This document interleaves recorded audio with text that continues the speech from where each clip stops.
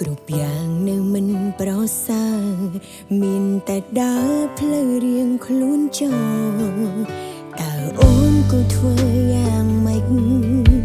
ទើបគិតផុតពីកំហុស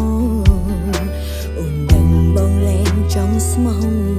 អូនតែងខំក្នុងកៅភ្នែកបងជ្រឹងយកកាចាចេញចង់បងពេញបងលុបចោលក្រុមយ៉ាងធ្លាប់មានរួមគ្នាកន្លងធ្វើជាអ្នកដោតីបើគេសួរបងបាត់អូនទៅណាប្រាប់គេចង់ថាអូនសាវមានអ្នកថ្មីអូនអាក្រក់មិនសមមនុស្សល្អដូចថ្លៃគេជប់សង្ស័យដេញដោលទៀតហើ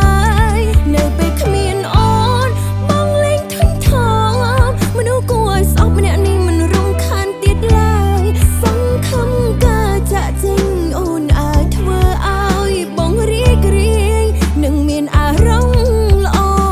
វិញ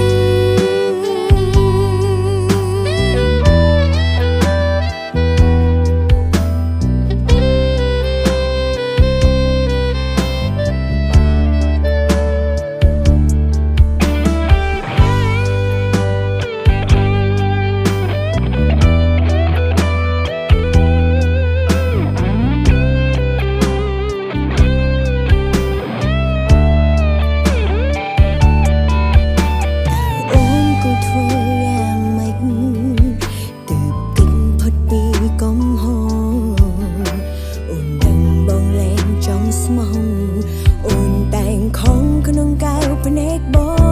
ងជ្រឹងយកកាចាចេញចង់បងពេញបងណងលុបចោលក្រុមយ៉ាងធ្លាប់មានរួមគ្នាកន្លងធ្វើជាអ្នកដោតីបើគេ